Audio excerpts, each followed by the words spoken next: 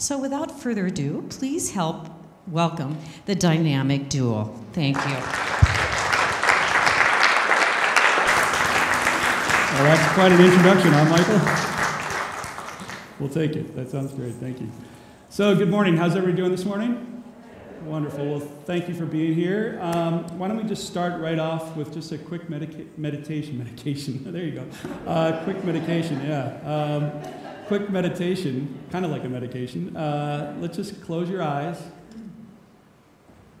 and take a big, deep, full breath and just fully arrive from your busy week. And wow, what a crescendo. Even just getting here this morning for a lot of us was just kind of crazy with all the traffic with what's going on around the lake here. So just release the tension and stress of your daily lives. You're rushing from one place to another with this agenda and that agenda. And just for this hour, just for this 1 hour, let it all go. Let all of your concerns, all of your worries, all of your goals, all of your aims, and just let it all go. So take another big, full breath.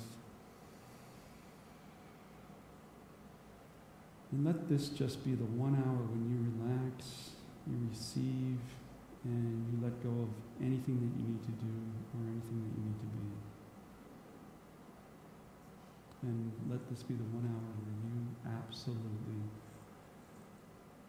just receive and leave fully and completely refreshed. So breathe into that. And with that, we will start with a real treat today. Michael's actually playing guitar, and we're always honored by Michael's wonderful original songs. And last time he did a rap beat. This time I have no idea what you're doing. We never know what we're doing anyway, so it's kind of par for the course. So Michael, I'll be looking forward to seeing what you're doing. Michael. Good morning. So I got to talk just for a second because I got all rattled because I got stuck in that traffic around Lake Calhoun. I was perfectly here on time. I like to get here on time so that when I can get set up and then I can actually get my mind right and kind of calm down and from the driving or whatnot and get into a space where I can actually kind of offer up some good vibes for you, And it was funny because I got around the lake and I'm like, oh, this is not good, I get in there, I had to go all the way in uptown, and then I got turned around in there and I got lost a little bit because I don't really know that area too well. And it's getting a little after 10, and I'm thinking, oh, this is not going to be good because I'm going to have to really hurry to get set up. And I finally get around on the other side of Lake Calhoun. They had like 300 cars lined up because the bikes were going by, and like 6 of them passed, And we had 300 cars waiting there. I'm like, oh my God. And I'm getting more and more rattled. My vibe's getting ramped up, and I finally get around the lake on the other side, and there's like 4 lanes, of course, 3 lanes, whatever it is over there, and I get behind this one beautiful elderly woman driving 20 miles an hour. Everybody else is going 40 because they really, they wanted to get through, and they've been waiting there for 20 minutes to get through this light, And I just like, really? Seriously?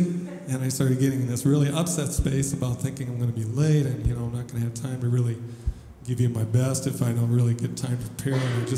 And I just started laughing. It was like I wanted to say to her, get out of the way, I've got to go somewhere and be spiritual.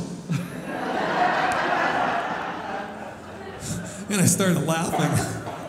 And I realized that, I got to figure out how to make this work. And I didn't know until this instant what that was. But it was like, I started laughing because I said, Walkman, dude, what you just said, you just got to listen to what you just said. You got to go somewhere and be spiritual. And I said, yeah, that's right. And it just reminded me that every day life happens to us. Every single day life just happens. Stuff that you didn't plan on is going to happen.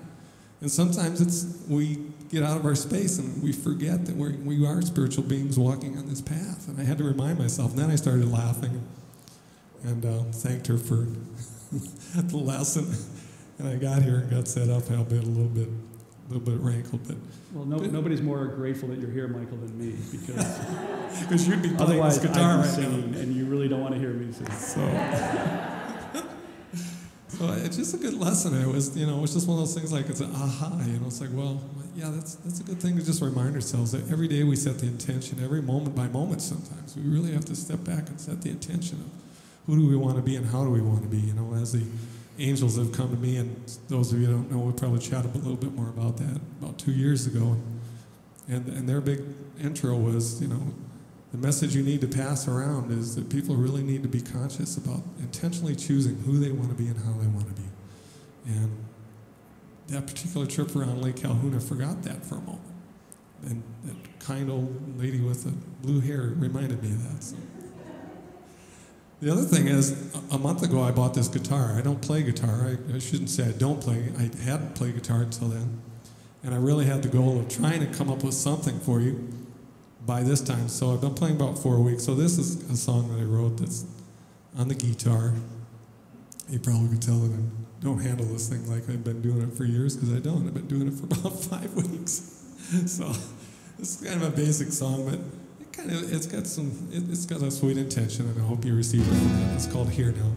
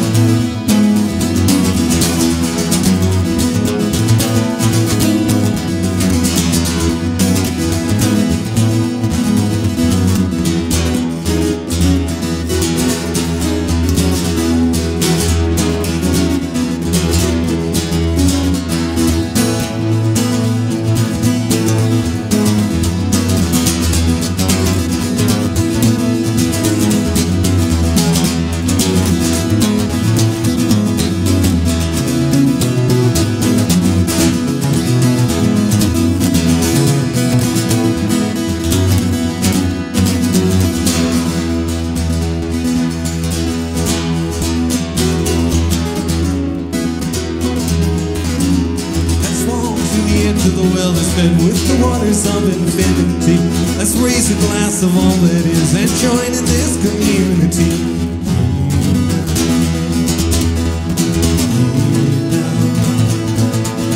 Here and now.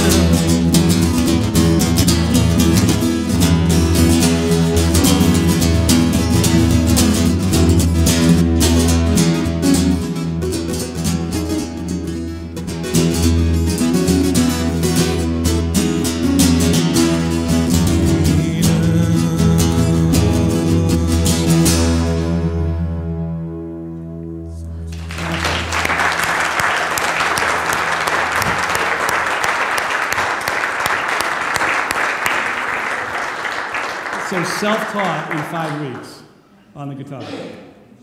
Cheating. Oh, wow. Amazing, Michael. Thank you so much. Amazing. Okay, so the title of my talk today is Shoveling a Path to Happiness. So what in God's name does that mean? Shoveling a path to happiness. So that's what I'd like to explore today. So, about 6 months ago, I decided I didn't want to mow grass. We'll talk about this netty thing. Well, I don't know what it is, but I know what it is not. And one of the things in my life that I know it is not is grass. I do not like mowing grass. And so I decided I don't want a lawn anymore. And we have a very small backyard, so I thought, we're going to patio this thing over, never have to mow another little patch of grass ever again. Well, this sounded great in theory, but man, did I bite off too much. All right, so I tore the lawn up, and then I did research after I tore the lawn up. And I found out that you actually have to dig down about 7-8 inches to put the paver base in, and then the sand, and then if you want to know anything about this, come see me. You've got to put about 8 inches of gravel in there, so you got to dig out 8 inches. And so that's what I've been doing all summer. People are like, how's your summer? Oh, I've been just digging dirt. Angelica comes home and I'm dirt from head to toe. What have you been doing? Well, kind of digging dirt. And that's what I did all summer, was dig dirt. And the weirdest thing started happening. I started like coming back from my job after working for 2 or 3 days. I'm like, oh, I can't wait to start digging dirt again. And get my work clothes on and start digging dirt. And I started looking forward to this, kind of like a meditation. And I was like, man, I started having a deja vu. And I was like, oh, this reminds me of when I went on this retreat years ago. This is going back like 15 years ago to Mexico. And it was a yoga type of retreat. And it was near this river, this mineral river that would flow through the pool and then out. And every day we do, lecture and yoga and everything. And I was like, oh, I can't wait to get to the pool. I can't wait to get to the pool. And, I'm a, pasty Irishman. I don't lie out in the sun, but every day I'm like, I want to lie out in the pool. I want to lie out in the pool. I'm like, what? Finally, after about a week of this, I was like, what is that mineral that's in the water? And they're like, lithium. So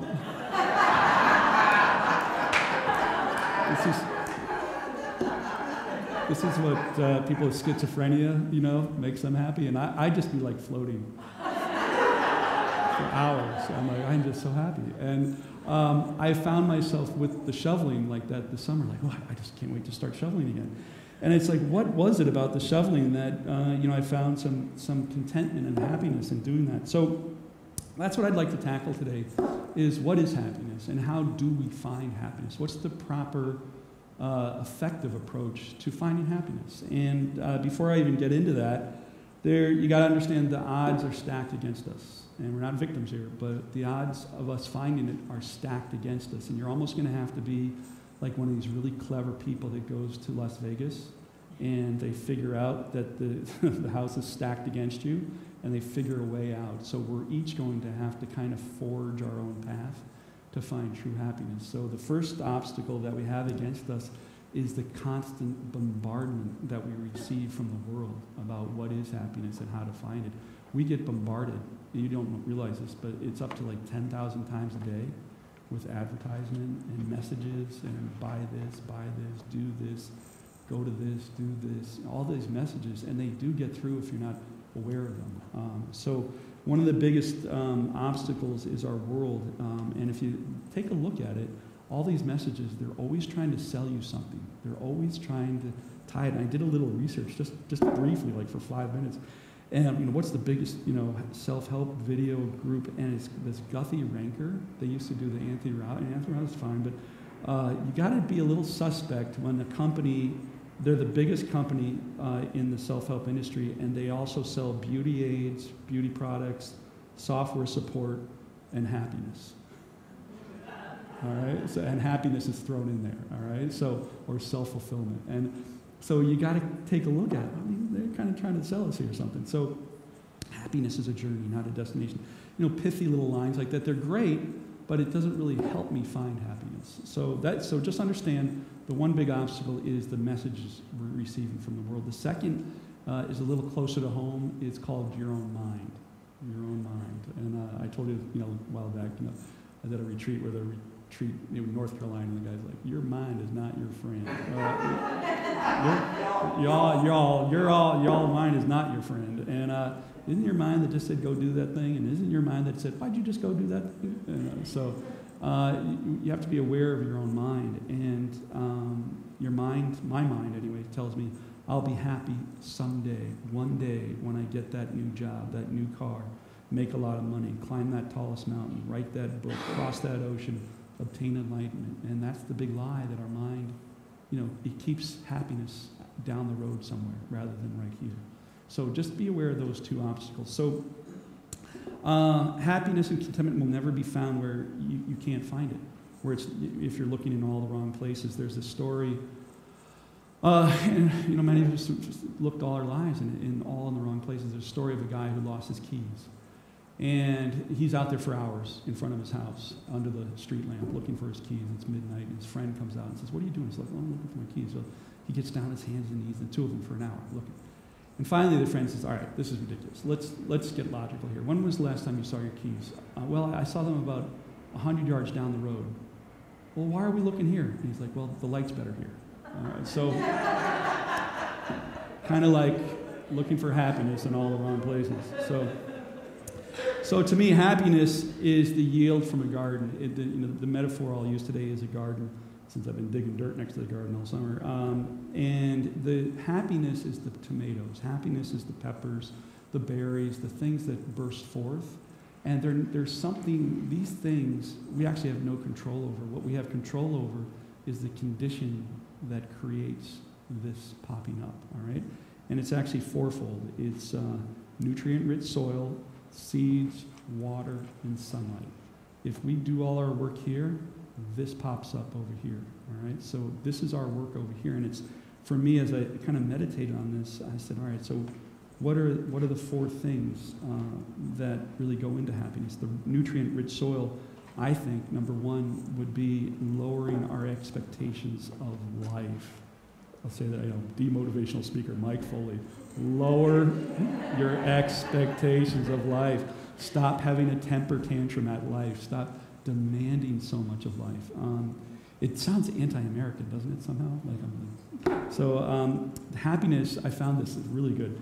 Happiness, for the analytics here, there's an equation. And it's gratitude for your life just the way it is, divided by expectations. And if you think about it, if your gratitude is huge and you don't need very much in life, man, are you one happy person, all right? If you have no gratitude, complain, huge expectations, that is a really small factor. Now, for those who are not analytics here, I have a graph for you. And it's, here's your life, here's reality, and here's my expectations of life.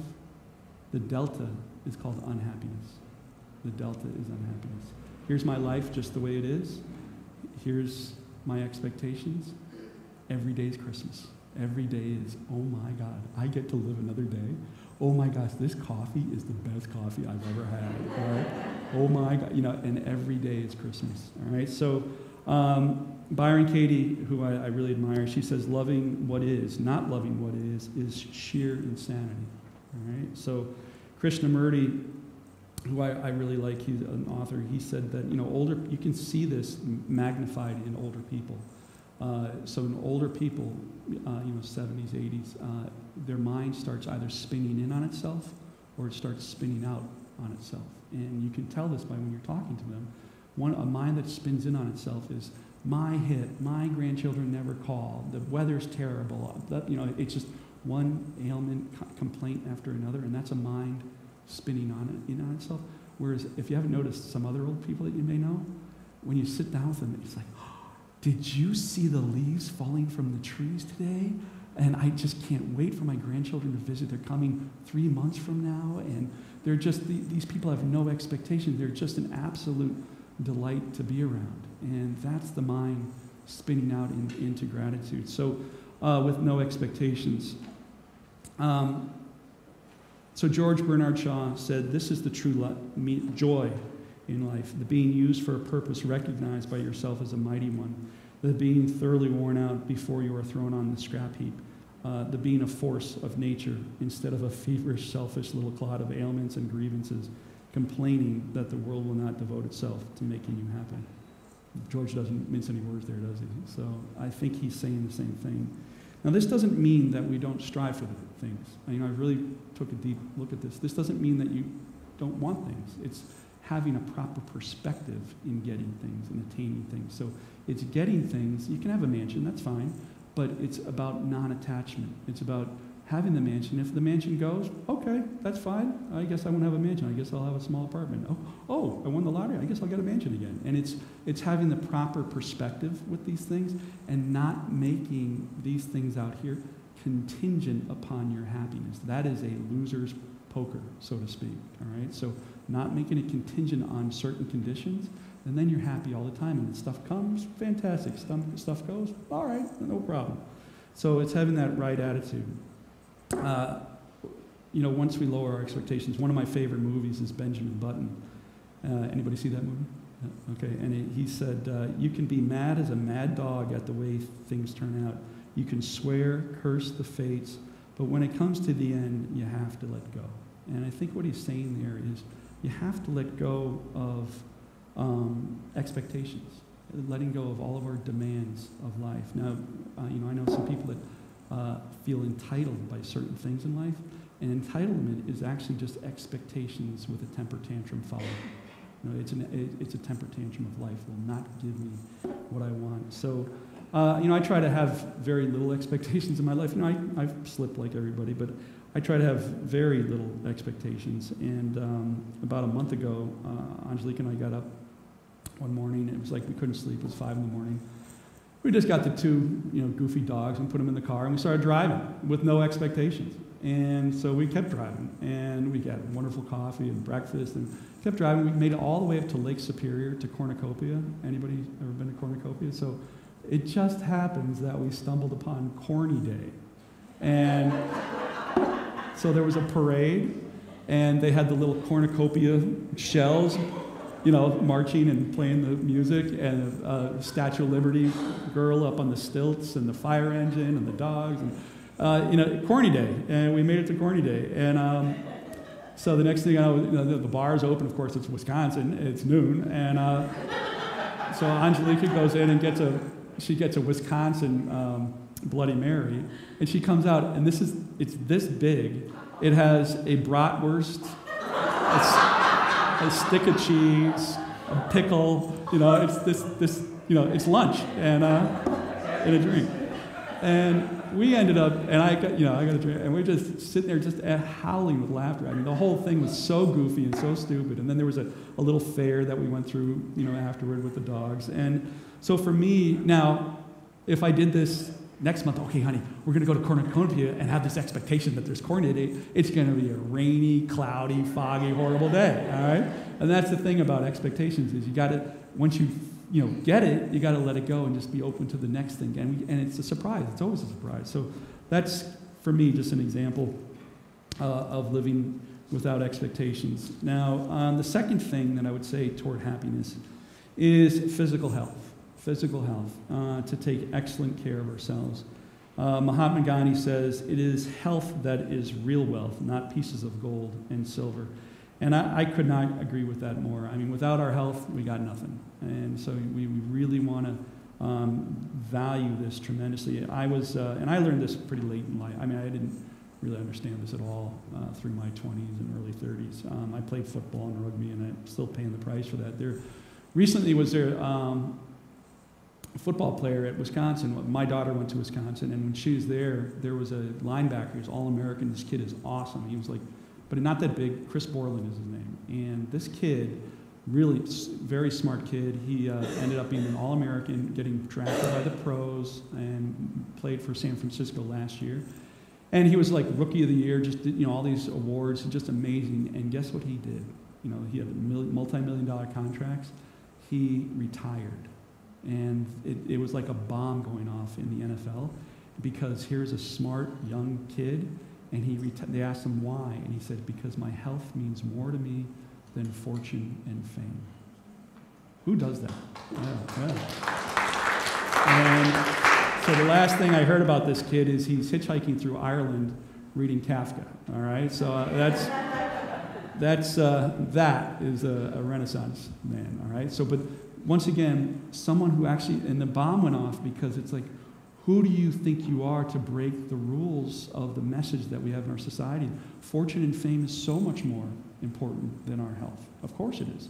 And here's a kid saying, no, I'll take my health, all right? So, for me, once again, I learned this at much too late. I played football, and then I wasn't really willing to give up destroying my body, so I played rugby for a couple of years. And so I'm playing rugby, and I won't go into the detail of it, but my whole life in football, I wanted to just once run the ball the entire length of the field, like, a broken field run, and get to the end zone and, spike the ball. So I never did it in football, but in rugby, there was an open field, and I'm not that fast, so that's why. I'm running, and I'm like, I think this is the day. And the next thing I know, I'm face down in grass, and I'm counting blades of grass, contemplating their purpose in life. And I get up, and I'm like, something feels off. I'm not sure what it is, but something feels off. And, hey, coach, can you help me? Something feels a little off. And, it turns out I had a concussion, broken collarbone, and the message when I got to the sideline was, oh my gosh, Mike's hurt. No, it was, hey, get that guy a beer. Shake it off. And that was our American male, abuse your body and just destroy it. And so I would say we need to, all of us, let that go. My daughter teaches yoga, and she gets, middle-aged women who weren't taught yoga at a young age competing with each other in their class. And it's like kind of the antithesis of yoga. And so the Dalai Lama, when asked what he was surprised him about humanity, he said, man sacrifices his health in order to make money. Then he sacrifices money to recuperate his health. And then he is so anxious about the future that he does not enjoy the present, the result being that he does not live in the present or the future. He lives as if he never is going to die, and then dies having never really lived. All right, so health. So that vitality. So take care of, really, and it's never too late. It's never too late for any of us. So really take great care of yourself. Healthy food, lots of rest, and accept our age with grace. The third thing is mental and emotional health. And I know I'm kind of a broken record on this one, but I have two things that have helped me tremendously, and they're really simple, but it's a practice that I try to look for every day. So we've talked about the soil, the seeds. The water would be mental and spiritual health. So Byron Katie says there are only three kinds of business in the universe. There's mine, there's yours, and there's a higher power. And our job is simply to do what's within our bucket. All right, that's my little paraphrase. Stay in your bucket, meaning stay within what you have control over and let everything else go. That's not our job. Our job is to do what we can do. Complaining about things that I don't have control over, nor will I ever have control over, is a complete waste of my energy. And if you think about it, those of us who are getting older, when you're young, you don't realize this, but when you're getting older, you realize I have only a finite amount of physical and mental energy every day, and I got to start watching how I spend this because, anybody notice what I'm talking about? Yeah, all right, like I'd get to, I'd plan my day shoveling till 6 p.m. At 3:30, I'm like, I got nothing left. I can barely, I got nothing left, and so I'd have to stop. So it's a way to effectively use our energy is to stay within our own bucket. So I got a little quiz here for you. So an earthquake happens. Whose business is this? Mine, yours, or a higher power's? Higher power. There you go. Your neighbor down the street has an ugly lawn. There you go. Tsunamis and terrorism. All I know, it's not mine. When I worry about tsunamis and terrorism and complain to people about my opinions on the matter, that'd be mine, all right? Getting diagnosed, this is tricky, getting diagnosed with cancer. Higher power. Choosing to eat well and exercise to create good health to maximize prevention of cancer. That's mine. Heavy traffic. How many people know people that complain about heavy traffic?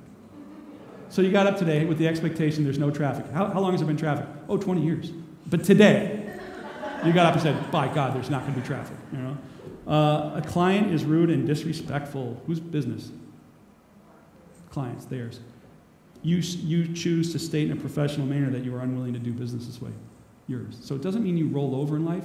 It just means you stay within your power. And once you get clear on this, man, does life get simple. It gets really simple really fast. But you show me somebody who's always in someone else's business or complaining about things that they don't have control over, and it's by default you become a victim. By default, life's just happening to me. And it brings that energy. You're using up your energy in a false way.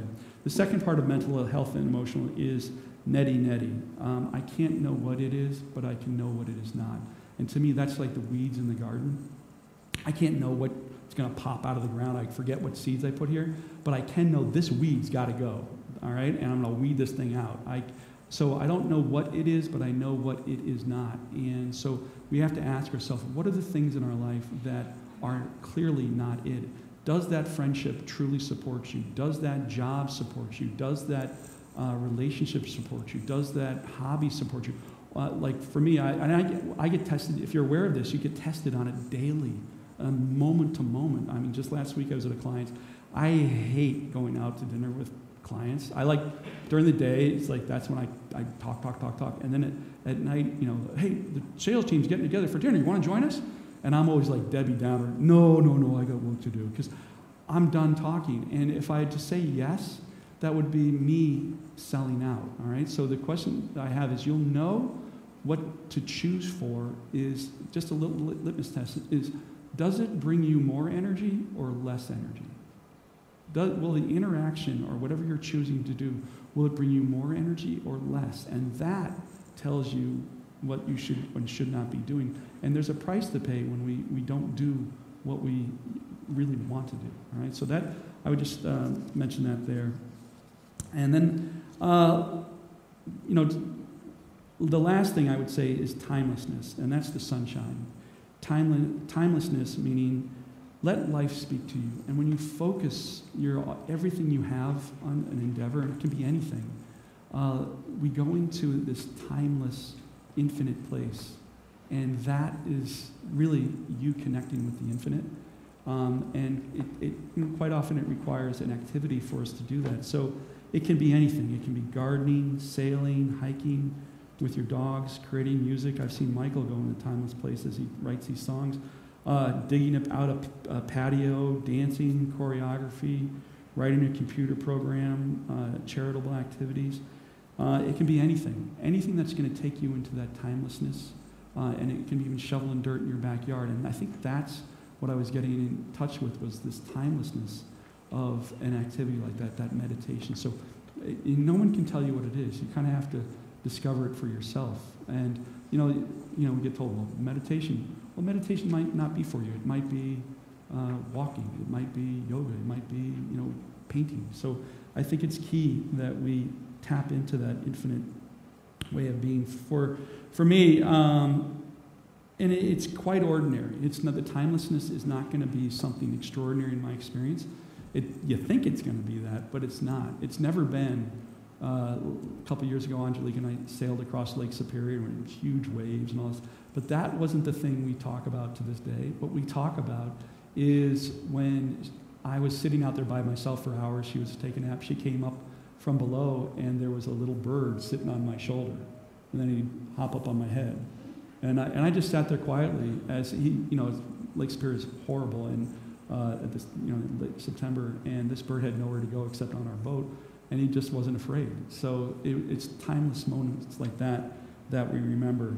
For when I was an Outward Bound instructor 20-some years ago, it wasn't climbing the top of the mountain that I remember. It was sitting in the Crazy Creek chairs with this kid who was sick, who couldn't climb the mountain, and we sat there drinking hot coffee and laughing, watching this horrible storm come in while the team was going to the top. And, I don't know, it sounded good, but we were happy. So it's those timeless moments. It's those timeless moments that really bring it all together. So in closing, happiness is within our grasp, each of us. It's within true happiness. And all we need to do is create the right environment for it to come forth. So I encourage you to tend to your garden by having no demands of life. Every day is a miracle. Every moment is a miracle, absolutely. Care for your physical and mental health. Partake in those things that put you into the timeless state, and I guarantee happiness will happen as a byproduct. So, thank you.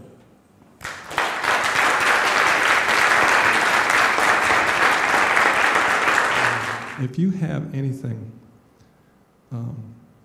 that you want to set an intention for right now, something that maybe that you'd like to let go of that's been troubling you, or maybe something that you would like to bring into your life more, And just set that intention just for a moment here, because we're gonna, and when we get there, you'll want to kind of carry that up with you and see what you can get in terms of answers. So let's close our eyes and just take a couple breaths right down into the really lower part of your stomach. And just take a big breath and inhale.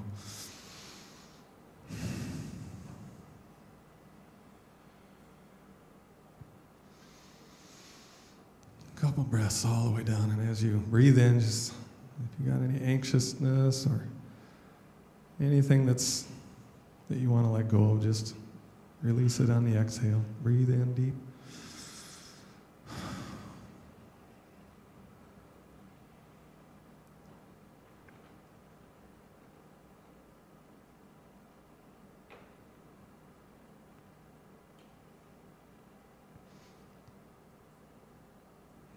Just notice the room.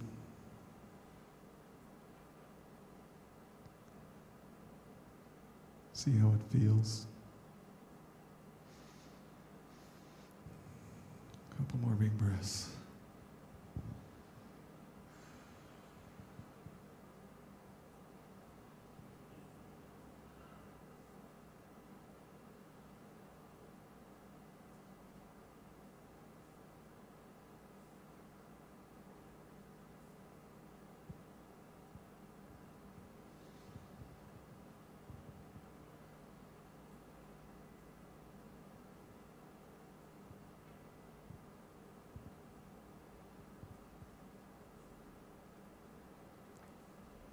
We're going to take a walk in nature.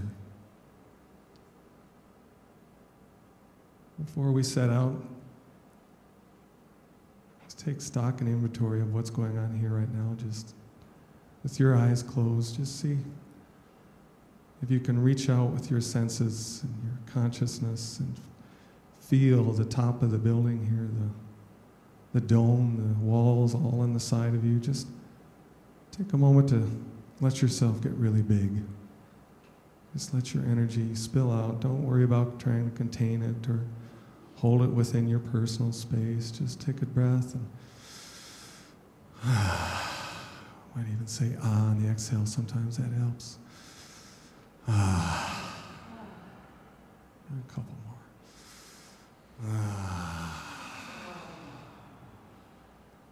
Is a very powerful word. It's found in most of the iterations of the word God. Have the sound ah in it. It's very sacred, very powerful words. Take another deep breath and exhale with ah. Feel your energy get bigger and bigger.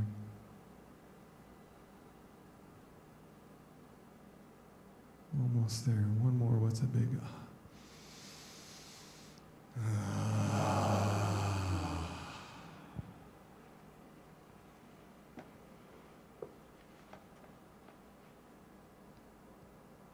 We're going to walk up the side of a hill. It's a very easy path, so it doesn't matter if you're in really good shape or if you're in great shape. It doesn't matter. This is a walk that's going to be very easy for you. It's kind of a winding path, and as we start out, it's just a normal walk up a hillside with kind of winding around bushes and flowers, and you notice the heat of the sun on you. It feels good. You can smell the flowers. You can even smell the grass.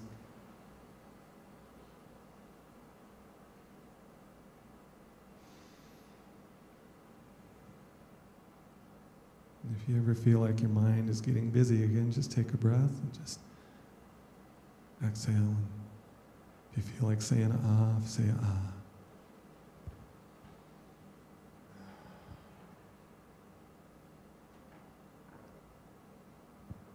And as we wind up to the top of this hill, we're going to get to a space that's got some more trees in it, beautiful pines. It's like this little hidden space just beyond the opening in the trees, and you walk through this path. And you turn and make a turn into this area here that's very quiet. It's almost like it's your own private space here. And there's this beautiful pool.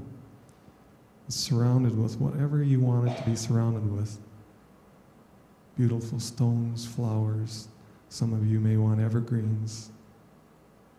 Why don't you plant whatever it is that you want, and it will immediately grow, immediately be there. This is your space. You can do anything you want with it. And the waters, the pool, absolutely crystal clear.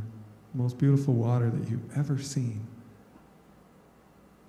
Almost looks as if there's translucency within the water, like there's light traveling within the water itself. It's got a composition that's unlike any water you've ever seen before. This water is filled with the creators. This is the water of wisdom, of infinity.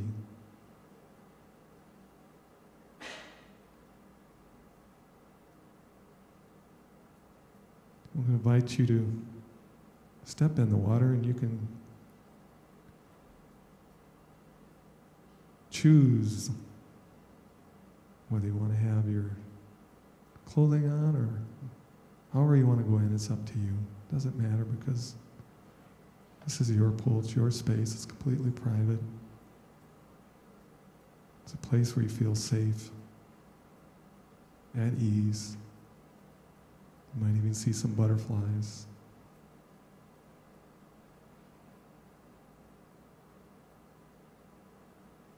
If there are other power animals that you sense there, allow them to come in. Could be a stag, could be an eagle, could be a doe, could be a turtle, could be a butterfly, could be a hummingbird.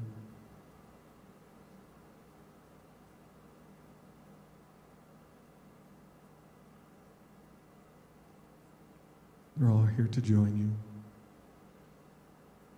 As you get into that water, just let it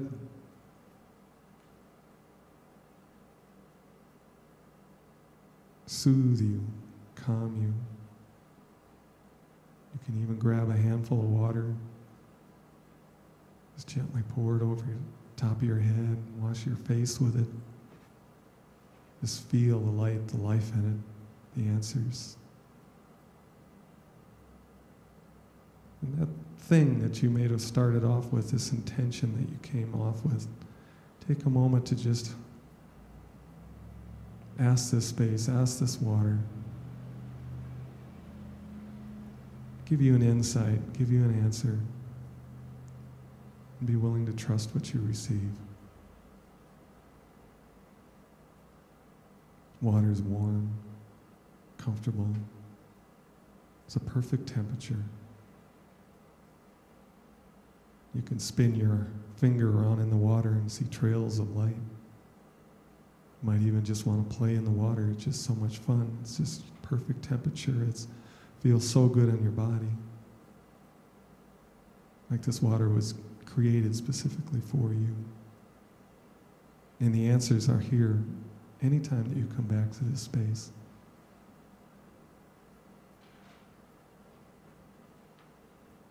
And if you've got your answer,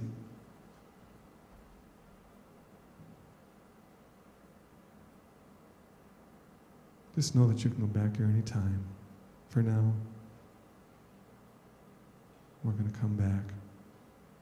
You can step out, somehow you're instantly dry. Perfect temperature. You have a power animal there for you. They're there to communicate what they need to communicate with you. And they can come with you as you walk back, or they might stay.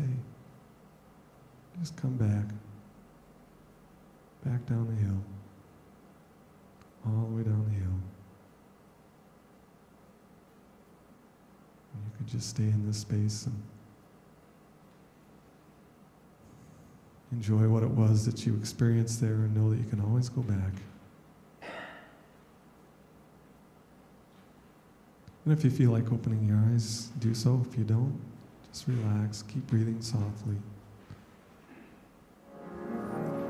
Well, I came upon a child of God. He was walking along the road, and I asked him, tell me, where are you going? This he told me. Said I'm going down to Yaska's farm. I'm gonna join me a rock and roll band. I'm gonna get back to the land and set my soul free. Oh, oh, oh, oh, oh. We are stardust, we are golden. We are billion-year-old carbon, and we got to get ourselves back to the garden.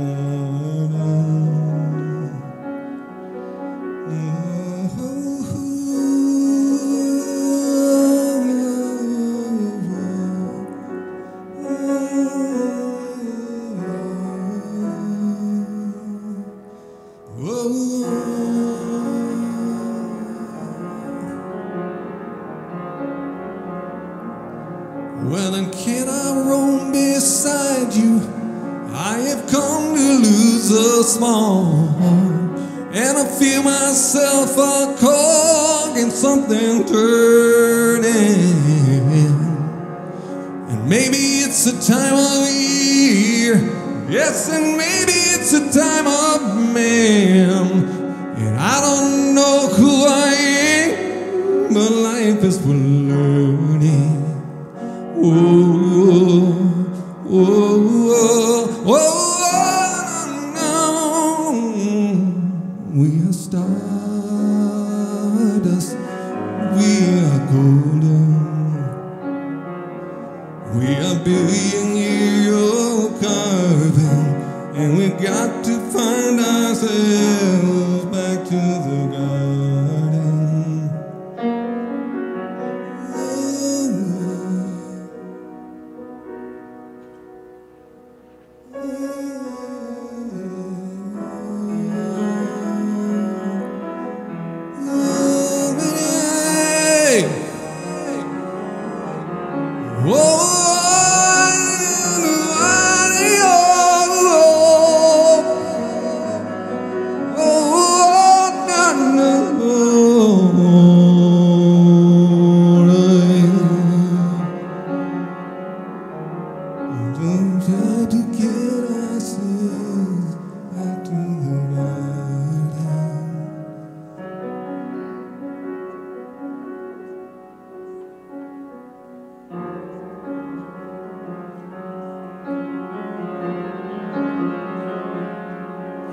By the time we got to Woodstock, we were 500,000 strong, and everywhere was a song and celebration. And I dreamed I saw bomber death planes riding shotgun in the sky, turning into butterflies over our nation. Whoa.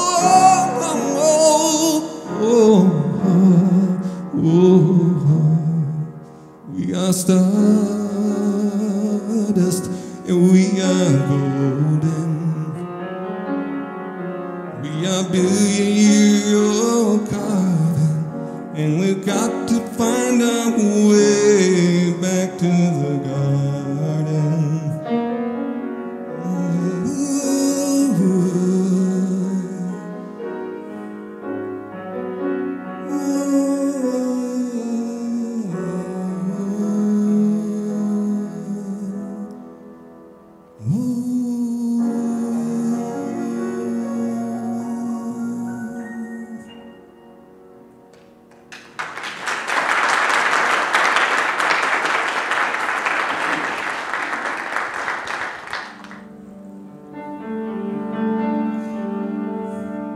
We are children of the stars, we are made of sacred light. We carry in our hearts the sound of one. Sing it with me. I am, I am, I am. I am, I am, I am. Oh, I am.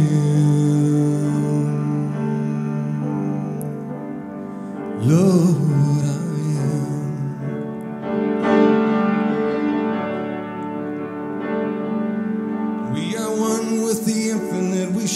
with magnificence we carry in our soul the light of one. And I am,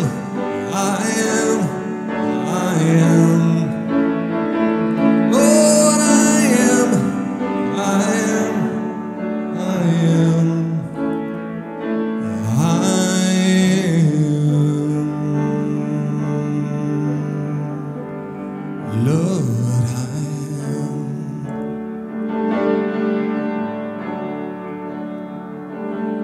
And I will carry this love throughout this day with a heart full of gratitude. I will pray, Lord, I am, oh, Lord,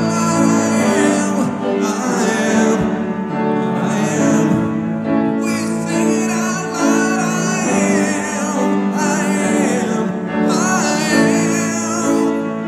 oh, Lord, I am, Lord, I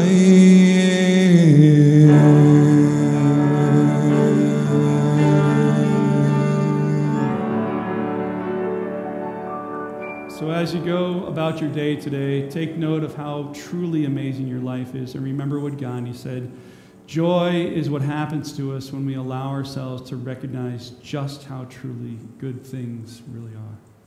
So, amen.